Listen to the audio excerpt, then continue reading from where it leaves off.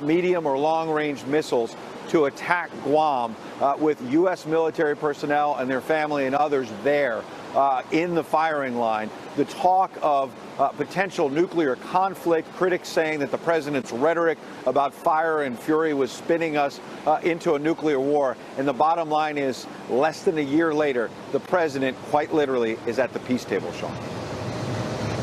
Yeah, great point. And one of our points we've all been making here, Daniel Hoffman, Sarah Carter, and Sebastian Gorka, real quick. Kim, overcoming everything, here we are. Trump, there will be a good relationship. I look forward to working with you. I believe it will be successful by all indications, and then everything we discussed that led up to this day. Right, they broke the ice, and so here we go. Now we've got some negotiations, and this was a great first step. Sarah? Well, we saw with Mike Pompeo's statement earlier that he said, yeah, he sees things moving in the right direction. He was very positive, and so I think we're going to see a lot of developments after this meeting. This wasn't just like any other bilateral. It may have looked like it, but let's remember one thing, Sean. This is the first time since 1953. History was made right now. All right. I want to thank you all. We will be back here tomorrow. We'll have an interview with the president. You want to miss that? You want to find out everything that happened? Right here tomorrow night, 9 Eastern, 9 a.m. Singapore time. We'll be awake. Let not your heart be troubled. Laura Ingram's next in Washington. Good evening from Washington. I'm Laura Ingraham, and this is a very special edition of the Ingraham Angle. We're witnessing history in the making tonight as President Trump and Kim Jong-un just wrapped up their one-on-one meeting and are now holding an expanded bilateral meeting with, as you saw there, top advisors. Now, it's the first time a U.S. president and a North Korean leader have met face-to-face, and the stakes could not be higher, with President Trump seeking to denuclearize the Korean Peninsula and solve a U.S. foreign policy riddle that has stumped policymakers now for decades. Here's what they had to say as the summit began. I feel really great. We're going to have a great discussion, and I think tremendous success. We'll be tremendously successful. And it's my honor, and we will have a terrific relationship, I have no doubt. Well, it was not easy to get here. The past worked as fetters on our limbs, and the old prejudices and practices worked as obstacles on our way forward, but we overcame all of them, and we are here today. For analysis, we've got an all-star team in New York with Gordon Chang, author of the influential 2006 book, Nuclear Showdown, North Korea Takes on the World. With me here in Washington, Mike Pillsbury. He's the director of the Center on Chinese Strategy at the Hudson Institute. Harry Kazianis is a North Korea expert and the director of defense studies at the Center for the National Interest. And Dr. Waleed Phares is a Fox News national security and foreign affairs analyst. All right, gentlemen, we have a lot to get through. I had to stop myself tonight and I had to like pinch myself. Is this actually happening? We don't know what will ultimately, transpire here. But go back 6 months ago to last fall. I was reading on Vox something that you said, Harry, that, Trump's language about Rocket Man, you were not all a big fan of the blunt talk. And I think that's what a lot of people thought. It was kind of funny, Rocket Man, but it was like, what was he getting at there? Harry, now 6 months later, 8 months later, 9 months later, we're at this point where these two men are sitting down across the table. Now they have their closest advisors with them. And if it's true, again, if old practices and old prejudices, you saw what that script translated underneath Kim Jong-un, if that's really where we are, that could be the beginning of something really great for not just the United States, the Korean Peninsula, but for the world. Laura, I'm very hopeful, but I think we have to be honest here. This is step one of a 1,000-step journey, maybe 10,000 steps. Look, where the United States and North Korea have come from is remarkable. I mean, last year I was on Tucker and we were talking about nuclear war. So to go as far as we've come is amazing. The North Koreans aren't throwing rockets across Japan. They're not firing missiles potentially near Guam or threatening that. But they're not doing that because they just felt like not doing that. They're doing that Max because pressure. of Donald Trump. Yes. And he's been trashed all over these other networks tonight. Yes. Yes. And people have been saying, oh, well, they're seeing the American flag versus the Korean flag. This is terrible. Like, it is disgusting, frankly, what we've seen from the other networks tonight. It is because he had vision, much like Ronald Reagan had vision at Reykjavik and before, that there is something possible that we can do here. It's going to take a lot of work, but it's the art of the possible. I think he disrupted the old order, and the old dinosaurs are freaking out. But it's more That's than what that. I think. I think it's actually more than that, Laura. He's willing to take risks. Right. That's the thing. He's willing to actually put in political capital this. A lot of other presidents and others wouldn't do that. Status Barack Obama quo. wouldn't do that. That's why the American people voted for him. Mike Pillsbury, the status quo was acceptable for decades, with a few intermittent visits. Remember Madeleine Albright with that hat? She came down the gangplank with the hat, and she arrived in Pyongyang, and it was all going to be very exciting. But of course, it amounted to nothing. What is your take on just what you've seen so far tonight? Well, it's breathtaking. It is a bit of a cliffhanger. We don't know what's going to happen at the press conference at 4 a.m. our time. I'm going to stay up for it. This could be the president's reelection is now in the bag.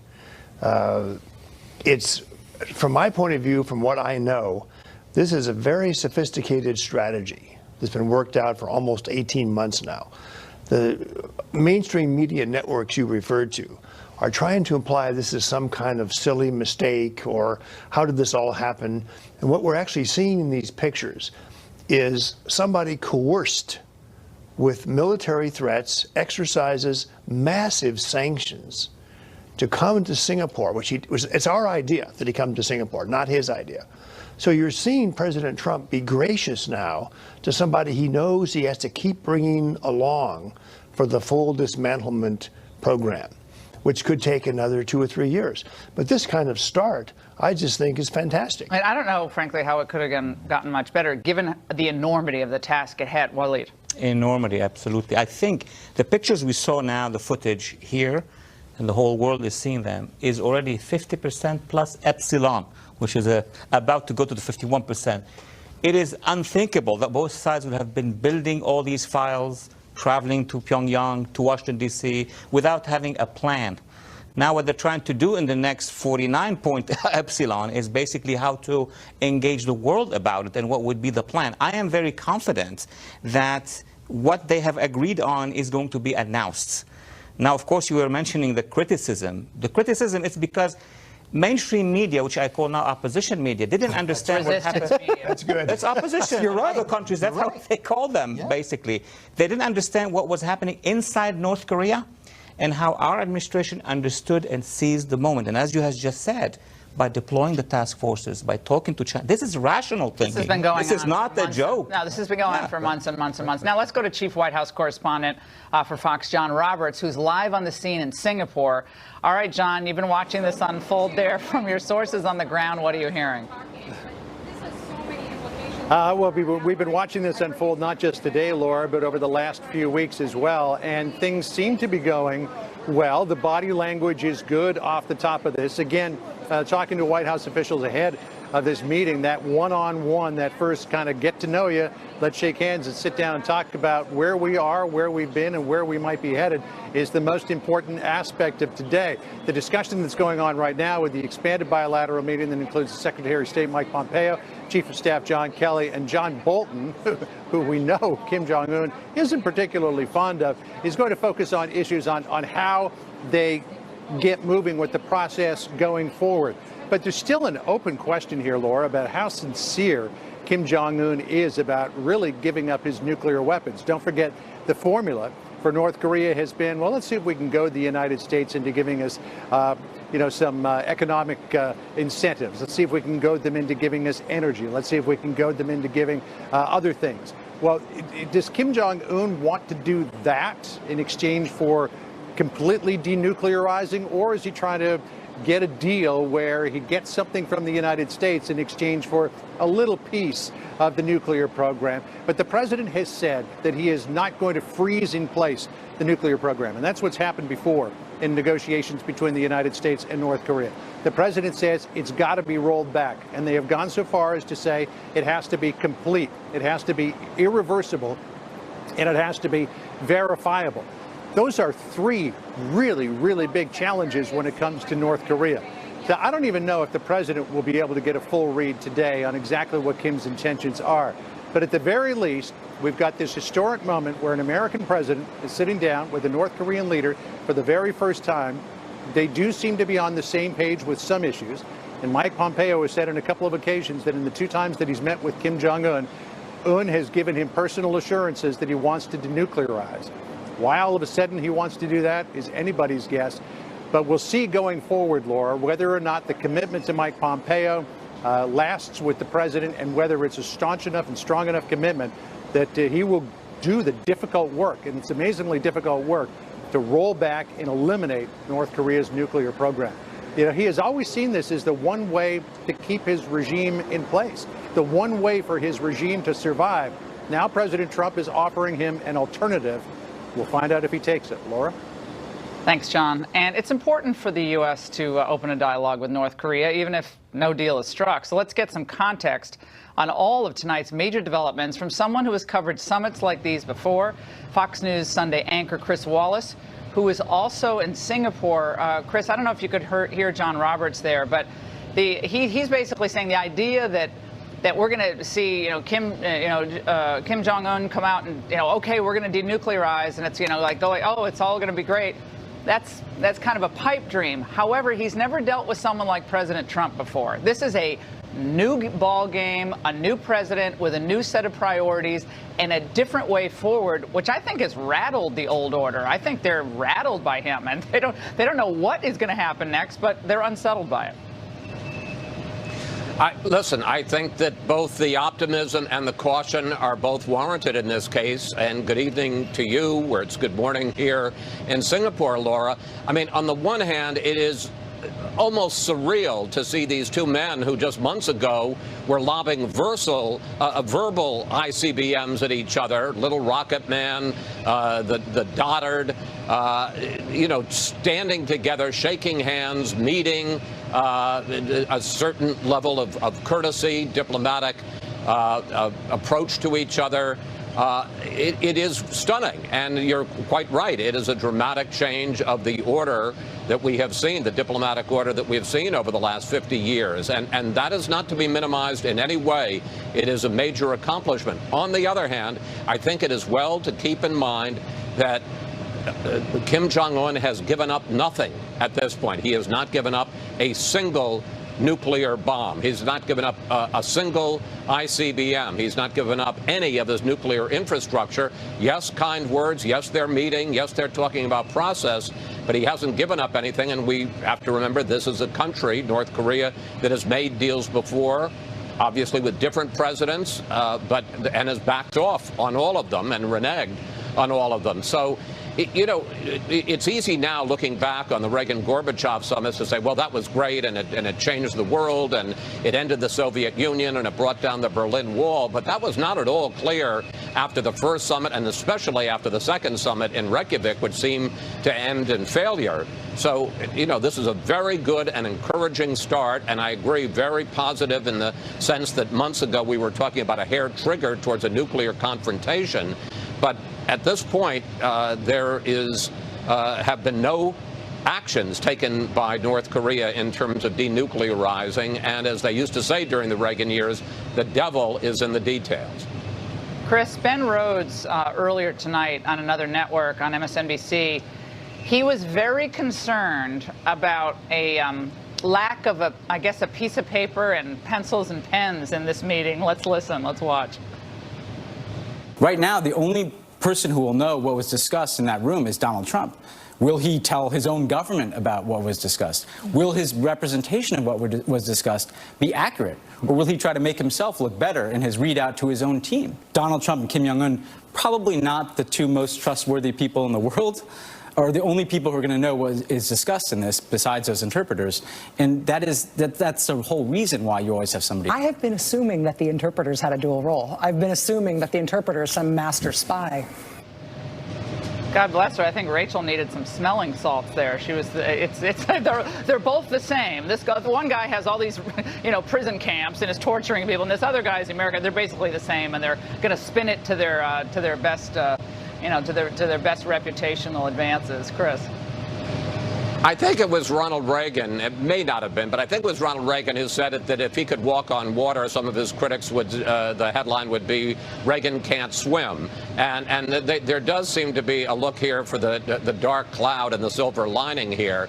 You know, that's absurd. And in addition, whatever happened in that 45 minutes, the fact is they're now having a meeting with their not full national security teams, but a lot of their top advisors. Look, I think we should be hopeful. I mean, remember where we were a few months ago when President Trump was threatening fire and fury, and there was a sense that, as I say, we were on a hair trigger, and President Trump actually went to some of his top advisors and said, maybe we should pull all of the U.S. dependents out, thousands of them, out of South Korea because it's such a dangerous situation. We're a long way from there. And that's all to the good. But again, you know, we haven't really seen any firm commitment. And, you know, we still don't know this question of denuclearization. Does that mean that Kim Jong-un is going to give up his entire nuclear arsenal? What is he going to demand in return in terms of the U.S. pulling back, taking down its nuclear umbrella? Yes, we don't have nukes on the South Korean mainland, but we do have nukes in the planes that fly over from Guam. We do have nukes on ships and on submarines in the area. It's part of our nuclear umbrella to protect South Korea and Japan. And a lot of people in the U.S. don't want to see that given up. I will say one thing that concerned me a little bit in the opening meeting that was on camera, when the president said, it's a tremendous honor to be here with you and a terrific I think we're going to have a terrific relationship. Look, I shouldn't be giving advice to the president, but I don't think we should be giving away too much. Kim gets a lot by just having this meeting. It does boost his prestige. Yeah, well, that's Trump, though, Chris. It does serve to. That's Trump. He's going to pat you on the back, and he does the body language domination, and he's a lot taller than poor old Kim Jong-un. And so Trump's like, it's going to be great. You know, we're going to get you In-N-Out Burger. Whatever. I mean, whatever. I mean, that's just the way Trump is. He's not like he's not like Madeleine Albright back in 2000 when she met Kim Jong-il. She said, it's a great pleasure to meet you. Nobody was freaking out when she said it was a great pleasure to meet, you know, Kim Jong-il, but she did that, and, you know, it didn't work. Here's the one concern I have. The main reason, even for all the rhetoric, the main reason that Kim is here, he didn't suddenly decide he wanted to be a Jeffersonian Democrat, is because of the maximum pressure, which goes far beyond anything that any previous president had done in terms of really tightening the economic screws and getting China to go along. I wonder, given the fact that Kim and President Moon of South Korea now have a relationship, we understand the Chinese now are not as tough in the sanctions that they were forced to impose on North Korea. The president may say, I'm not giving you anything until you start to denuclearize. Yeah. But in fact, has the maximum pressure regime, will it weaken? Not because of the U.S., but because, in a sense, Kim is on the world stage and things have been normalized. Yeah, I think that's a cautionary note and a smart one. But I think that's what they said about, you know, Trump is going to be easy on China after he had that pageantry in Beijing. And, Trump seems to be enamored now with President Xi. Then he comes back home. He's like, no, we're going to do all these tariffs. So I think, he's he's hard to predict there. But I think it's a cautionary note. Chris Wallace, thank you so much from Singapore. Great reporting. And let's get back to the panel. Still with me in New York is Gordon Chang. With me in Washington, of course, Mike Pillsbury, Harry Kazianis, and Dr. Waleed Phares. All right, Gordon, we have to get to you. We just brought up the issue of China, of course, and I think back to the Korean War. And by some estimates, China lost, I think it was 900,000 casualties in the Korean War. A lot of Chinese blood spilled in the Korean Peninsula. They have been thwarting sanctions, even those luxury gifts you pointed out the other day. They filmed the luxury gifts that Xi's, gave to Kim Jong-un and his family. And you're not even supposed to do that. All the banks that trade and use the banking system in China to help North Korea out. But they haven't been unhelpful, correct? Yeah, if you look at China, let's say 2-3 years ago, and compare their behavior now, it's much better now. The problem is you go back 2 or 3 months, maybe 4 months, China's sanctions enforcement has deteriorated. You know, the important thing here, Laura, is that President Trump has created a momentum. This momentum, I think, is pushing Kim in a direction he may not want to go, but nonetheless, he's being forced there. And that is really the result of skillful diplomacy on the part of the president. You know, President Trump started out by saying his #1 foreign policy goal was disarming North Korea. And we hadn't heard a president say that before. And because of that, we have seen over the course of his 500 and so days, essentially a focus on North Korea. That's why we're at Singapore right now. And that's actually fantastic when you think about what we have done, not only the threats, but also the maximum pressure sanctions, which have cut North Korea's international payments by half. That's a significant advance.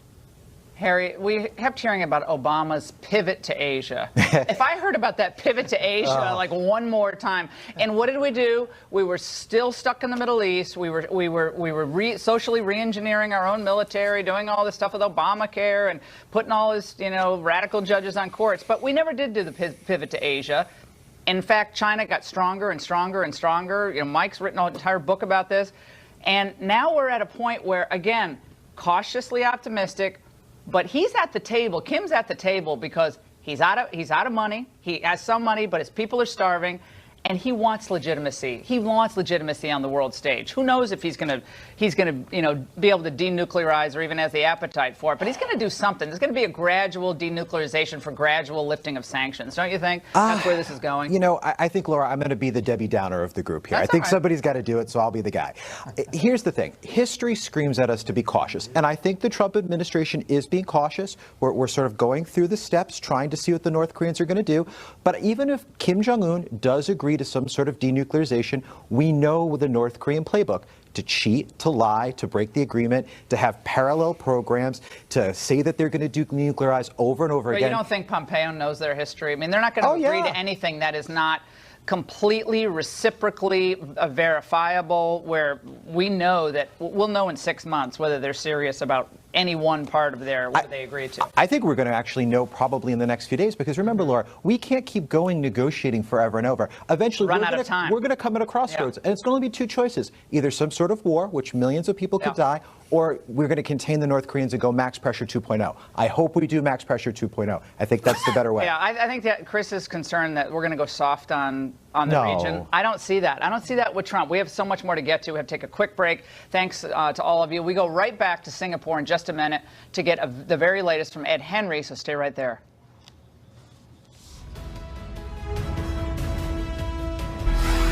History in the making. President Trump and the North Korean leader Kim Jong-un just wrapped up their historic summit at the top of the hour. And Trump is trying to succeed, let's face it, where so many presidents have failed, and put an end to the Hermit Kingdom's nuclear program. Let's get the very latest in Singapore from Chief National Correspondent Ed Henry. Ed.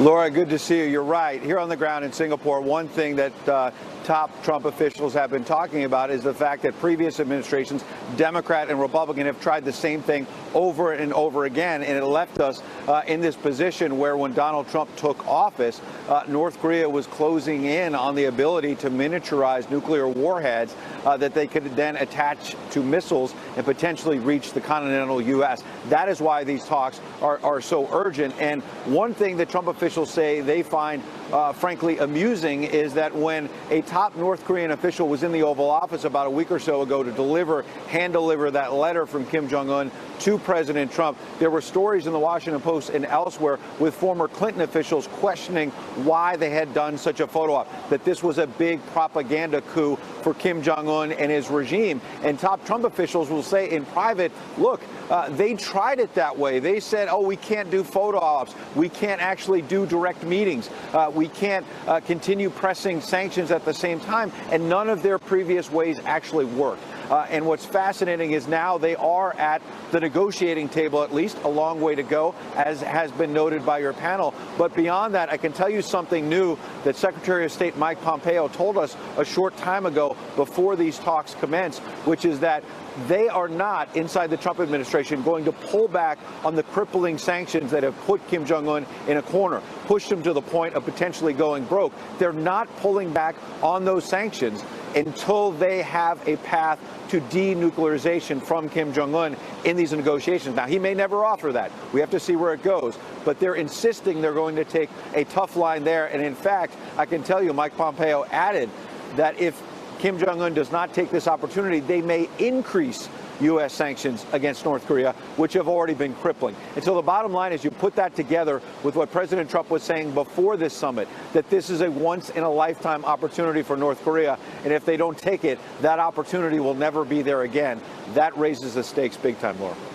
All right, Ed, thanks so much. And America has a stunning, breathtaking history of diplomatic failure when it comes to curbing North Korea's nuclear and missile programs. Since 1985, U.S. administrations have tried embargoes, have done sanctions, threats, treaties, and appeasement. But no combination of sticks and carrots has ever worked. So why could it be different this time? Let's go back to our panel here in Washington to discuss that. Mike Pillsbury, Harry Kazianis, Dr. Waleed Faris.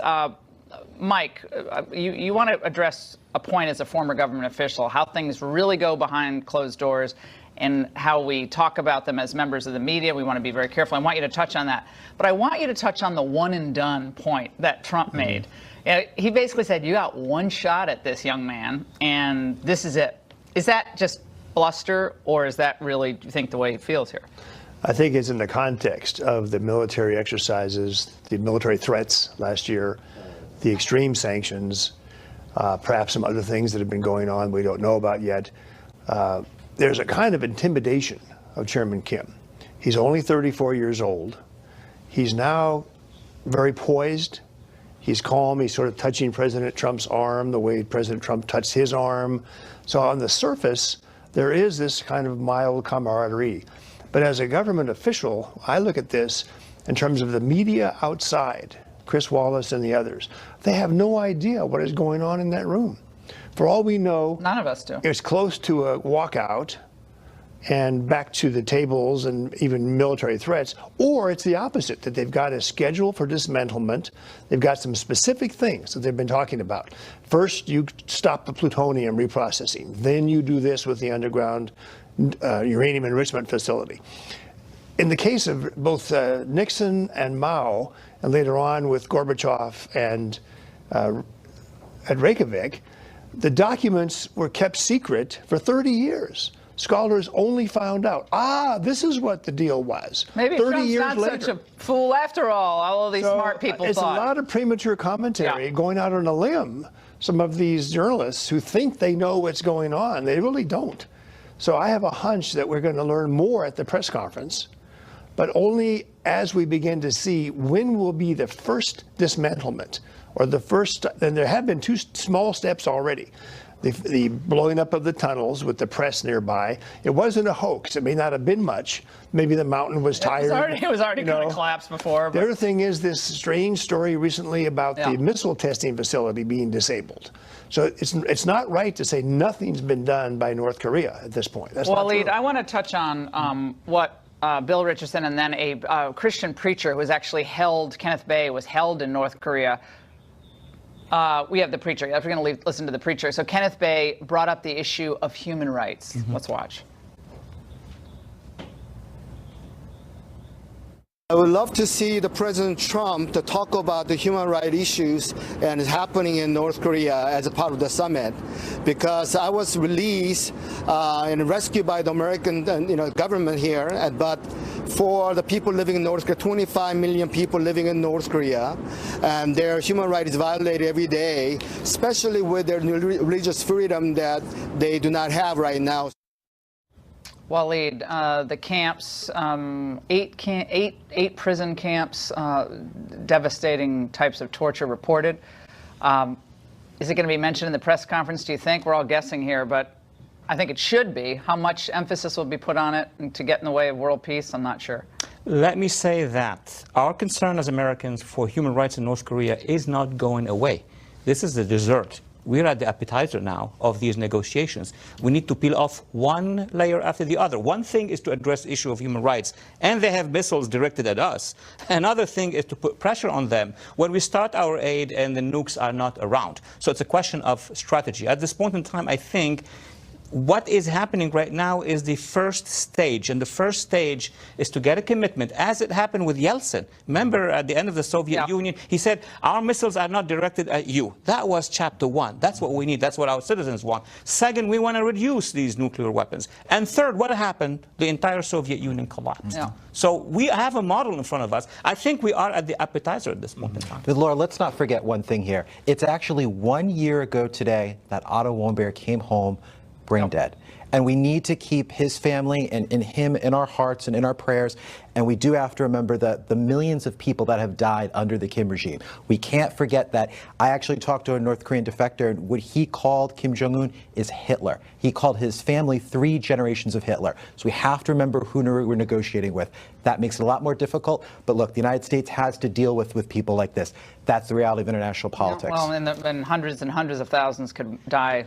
More could die if we don't solve this problem. Laura, one point. It is possible, but our agencies, intelligence agencies, will have to confirm that the very initial reason for why the North Korean dictator started lobbing missiles, and then after that he came to the table of negotiations, is that something big is happening in North Korea. The civil society of North Korea has not responded as it was before. Guys, state media for the first time was openly reporting today that their leader, Kim Jong-un, is in talking with Trump to denuclearize and find peace. That's in state media. Is that significant? I think it's not nothing. That's a pretty interesting deal. That's what beams into everybody's house. All right, fantastic conversation. As always, 3 of my favorite people. Well, stay with us. We have more from this historic summit currently underway in Singapore, the latest when we return. 2 major players were not part of the talks between the United States and North Korea today. China will want to say in any nuke deal because, of course, North Korea has been dependent on Beijing for food, energy, and trade. And Russia fears the summit could impact its reputation as a major deal maker in East Asia, according to an online piece by former Russian diplomat Vladimir Frolov. Let's ask experts how China and Russia may react to any deal and its impact. We welcome historian Victor Davis Hanson of Stanford's Hoover Institution, Michael Malice, biographer and author of the book Dear Reader, the unauthorized biography of Kim Jong-il, and rejoining us, Gordon Chang.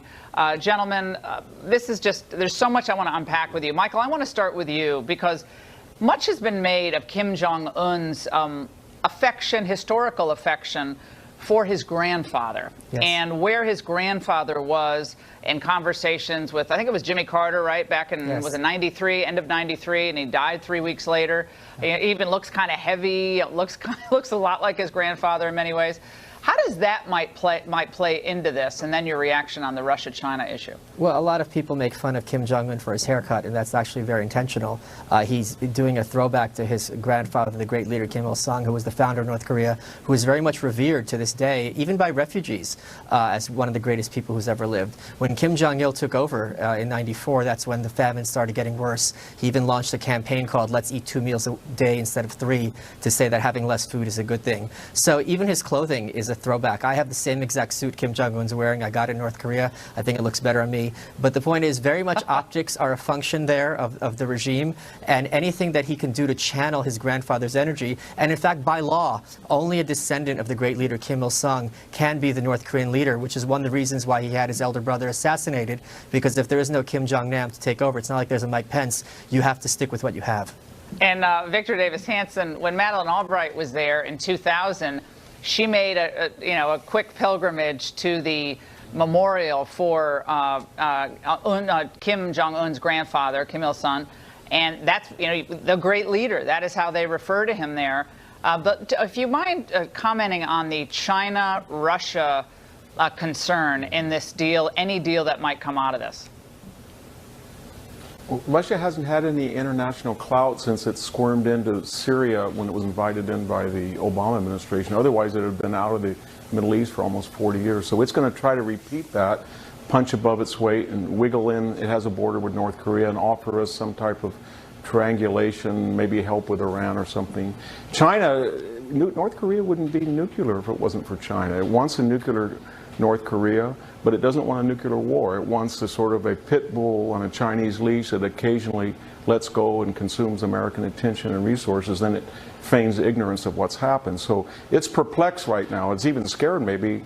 It seems impossible to imagine that maybe North Korea might gravitate away toward China, and that's something. As far as the Iranians, that's really interesting because this is their pipeline for nuclear technology, North Korea and China, and all the conventional wisdom said if you walk away from the Iran deal, you can't cut a deal with North Korea. In fact, the opposite is true. Wait, Victor, are you saying the experts were wrong again? I mean, Trump was going to blow up the world 6 months ago. The economy was going to tank. We were going to go into global depression, and the Iran deal was going to screw up anything we tried to do in North Korea. All of that, just so everyone watching knows, the experts in this region, for the most part, the ones who are on all the other cables all night long, have been wrong about Asia for decades, much to the detriment of the United States of America. I think Trump was sort of like that, the Apple commercial where the athlete ran in and threw the hammer into the screen and it just shattered everything because he wasn't beholden to these pieties and conventional false wisdoms. And one thing we have to do, though, Laura, we can't go back to the status quo. So the status quo was that and Trump inherited a terrible condition of missiles pointed at us that might have been nuclear tipped. Once they made that decision to point a missile at Portland, Trump is basically saying, you not only lost the missiles, you lost your entire nuclear program, and that's where we want to be. And I think he can do it. And the other thing is, we've really got to, we're going to get medieval pretty soon because these sanctions are really biting. In the past, under the agreed framework and the six-party talks, strategic patience, we always let up. I don't think Trump will on the sanctions. He's not going to. It's going to be maximum pressure. Yeah, I completely agree. Gordon, I want to play something for you. Jeremy Bash, former chief of staff of CIA and DOD under Obama. All this is unfolding tonight. History in the making. Again, we'll see what happens, but it's still historic. And this is his takeaway. Let's watch.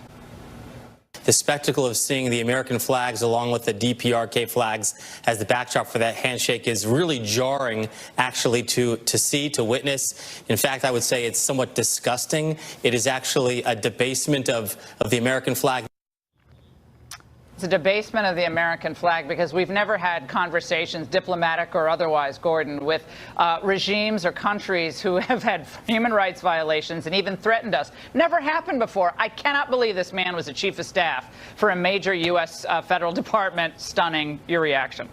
Yeah. Not only have we had conversations with countries like these, we've given state visits to their leaders. We've had Chinese state visits. And so, clearly we've got to talk to North Korea. It's much better than the alternative. President Trump's maximum pressure campaign is largely responsible for getting the North Koreans here. If we have to have our flag next to theirs as we talk to them, so be it. But the important point here right now is that President Trump's talking about a relationship with the North Koreans. That is going to scare the Chinese and the Russians as well, because it means that we can then have one more friend in Asia, and China will have one less friend. And by the way, Laura, that one less friend, North Korea, is China's only formal ally. And so this undercuts this narrative of China being the global hegemon, the U.S. in terminal decline, that the Chinese will rule East Asia. All of that goes out the window in one summit. And, as I mentioned, if you have to have the American flag next to the North Korean one, that's a very small price to pay for a geopolitical advantage. That's just a boneheaded comment. I'm sorry. We had to play that for you guys. Michael, when you go back, and we're talking about a lot of different aspects of this whole regime, relationship, part of the world. It's very complicated. But when Mao Zedong was looking at how North Korea and the North Koreans were developing, and Kim Il-sung, and they were going to the old Stalinist ways, they were abandoning Marxism and Leninism, but it was very much the cult of personality. I know Victor's written about this extensively, as has Gordon, as has you. The cult of personality with Mao in China, the Great Leap Forward, and also with Kim Il-sung, and to some extent, with this young man who's this grandson. We can't look away from that dynamic either. And it's really funny, there's a gigantic statue in North Korea of Kim Il-sung, and everyone who visits has to bow down and put flowers before it. And when they put it up originally, it was plated in gold. And the Chinese government, this is in the 70s, said, you know, we're communist regimes, we shouldn't be plating giant idols of our leaders in gold, so they changed it to bronze. So, but very much North Korea is a function of this personality cult. In their literature, they attack the idea that a personality cult's a bad idea, because from their perspective, it is only the leader who bestows political life onto the population. So you can't really separate the two. However, that does give Kim Jong-un some leeway in the fact that since the leader's will and ideas are law, he's free to do whatever he wants, including contradict himself, and everyone will stand and applaud him. And Laura, I'm going to make one more point. When you played that clip earlier of Ben Rhodes, if you can't pronounce Kim Jong-un's name correctly, maybe you shouldn't be flapping your gums on this issue, and people should stay in their lane, you know? Okay, Victor Davis Hanson, we got 15 seconds. Sum it up for us. Well, Trump is playing the good cop now because he's got realists like Pompeo and Bolton, so he doesn't have to play the bad cop, and he's much better at that role. That's new. And then finally, as far as the Rhodes and the final administration, nobody in the Trump administration is doing what Obama did and trying to coerce U.S. banks to violate U.S. law to facilitate liquidity for the Iranians. All right, this is fantastic. much more transparent. We're not, got it. We're not Good cop, bad cop. We have a lot more coming up. Dennis Rodman crying tonight when we come back. Okay, I have a rough transcript of what was said at the top of that bilateral extension of the meeting. Trump said, we're working together. We will get it taken care of. And then Kim says there will be challenges ahead, but we'll work with Trump. We overcame all sorts of skepticism and speculations about this summit, and I believe that this is good for the peace. Trump ended by saying, we'll solve it, and I look forward to working with you. Thank you very much. Thank you very much, everybody, as you kick the media out of the room. So that's a little rough transcript. Now, it's no secret that much of the mainstream media are rooting against a successful summit because they are just possessed with utter hatred for Donald Trump. I've never seen anything like it. But this may, in fact, take the cake. Is it worth even bringing up, Victor, that the President of the United States turned 72 this week? We think Kim Jong-un is 34. Again, somebody who has been trained, who has come through a dynastic situation. Does that give him necessarily an advantage here? Come through a dynastic situation. Okay. Let's look at the media's role in this diplomatic chess match with NRA TV's Dan Bongino and Chris Hahn, former aide to Senator Schumer. All right, Chris, have at it. This dynastic situation, the 34-year-old has more experience with these matters than Donald Trump. He's like, Kim Jong-un is wearing a pair of Depends at this bilateral meeting, okay? That's my view. He's like holding it in, but he's like, this guy is like this guy's willing to go to the mat militarily to denuclearize this peninsula and stop my missile tests. Rocket Man, and he called him an old man, I guess 6 months ago, and now he's sitting there across the table with Trump, with John Bolton present, who he said he would not meet with, by the way, before. Your reaction to this? I don't know where she was going with that, honestly. I mean, I know, I've been a pundit for, 20 years now. Sometimes you just got to talk, and I guess that's probably where she was going with that comment, trying to make something happen on TV. I think that most people hope that this summit goes well, that the United States comes to an agreement where North Korea denuclearizes, and of course, we welcome them back into the family of nations. Plus, we secure the borders for our allies in South Korea and in Japan, and we see some action on human rights in North Korea. That's what I'm hoping for. If that comes out of that, I will say, yay, Mr. President. Well, Dan Bongino, that's great to hear from Chris. We heard from Bill Maher over the weekend that he hopes the economic collapse, which would devastate American families coast to coast. He wants an economic collapse to get rid of Trump. So in the Hollywood elite, where they were flipping off the president last night in the Tony Awards, I guess it was in New York, flipping off the president. They're all giving him a standing ovation. Robert De Niro, oh, you're so brave, Robert. Meet the Fockers. This is where they are. So the elites on the left want this president to fail. To hell with nuclear war. They have to have nuclear war to get Trump to fail. Then I think half of them are okay with that. I'm not exaggerating.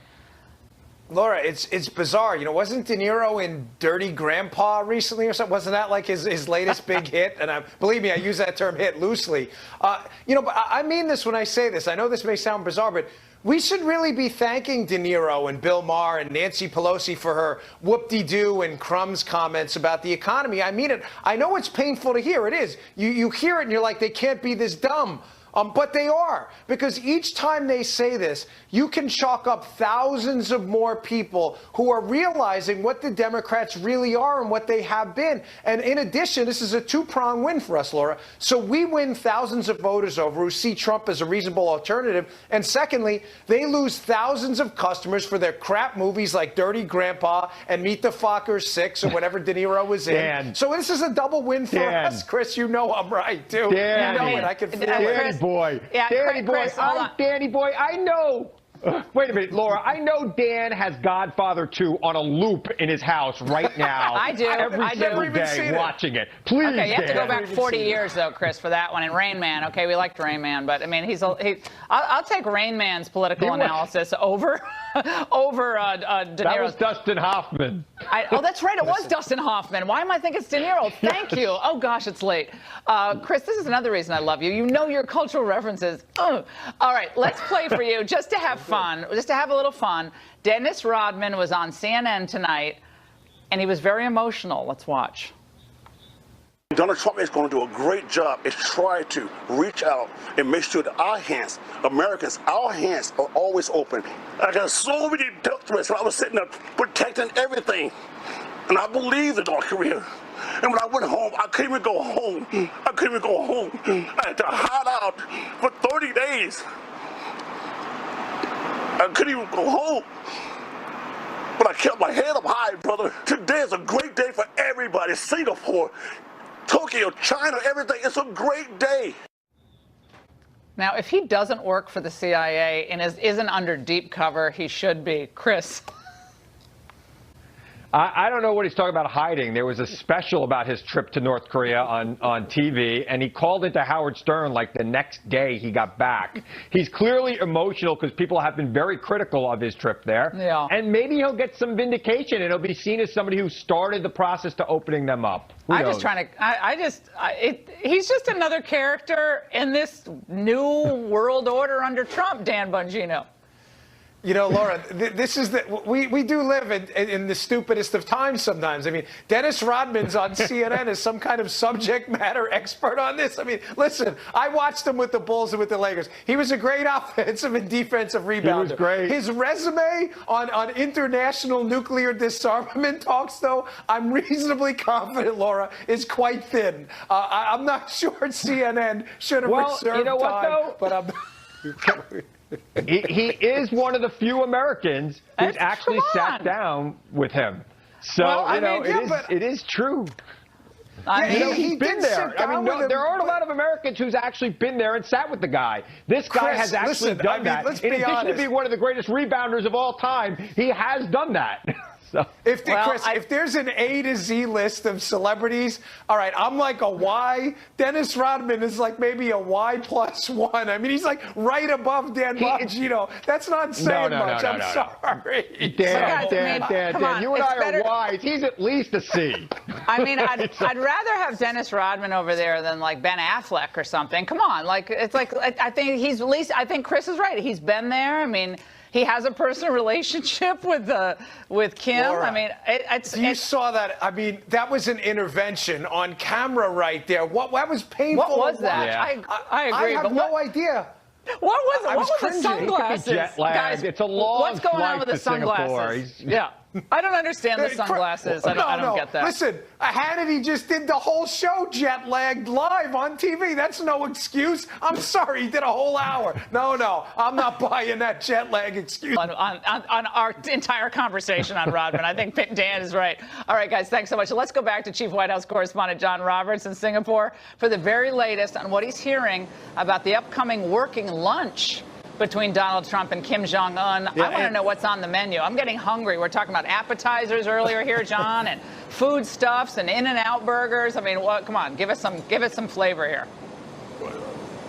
Well, one thing I can tell you, I don't know what's on the menu, but there's very good food here in Singapore. Hey, one quick update. Larry Kudlow, the chief economic advisor, White House, put out a statement. He suffered a mild heart attack earlier today. He's in good condition, and according to his doctors, will make a full and speedy recovery. The most important thing on the table right now, and this is the big unknown for the U.S. delegation, and the one that they are most concerned about, and that is Kim Jong-un sincere about wanting to give up his nuclear weapons program? Secretary of State Mike Pompeo was twice told in person by Kim that he is sincere about it. I asked the president about it on the South Lawn of the White House and again at a press conference in the Rose Garden. Do you think Kim is sincere? The president said he believes he is. But giving up the nuclear weapons would really go against everything that North Korea has been doing for the last few decades. But the president believes, at least in the surface, that Kim Jong-un is willing to do that. But just in case, the president has reminded all the way along here that there are sanctions that are going to remain in place for North Korea, and there is another package of sanctions that is ready to go if North Korea decides to bail out of these talks. And we heard the president talk about it when he was in La Malbaie, Quebec, saying that this is the one shot that Kim Jong-un has got to do this. This is an opportunity that is not going to come around again. And then the unspoken part of that is it's not going to work out well for Kim if he doesn't come to the table here and deal with the United States and continues to pursue his nuclear program, because this president has made it very clear, Laura, that he is not going to tolerate a North Korea that has a nuclear weapon that can be mounted on an intercontinental ballistic missile and fired at virtually any city in the United States. We'll hear a lot more about this when the president has a press conference this afternoon at 4. That is going to be one of the more fascinating press conferences that I have ever been to. We'll bring it to you. Oh, my goodness. Lucky you, John. Thanks so much. And we're going to be right back with some final thoughts on this historic day and night. Stay there.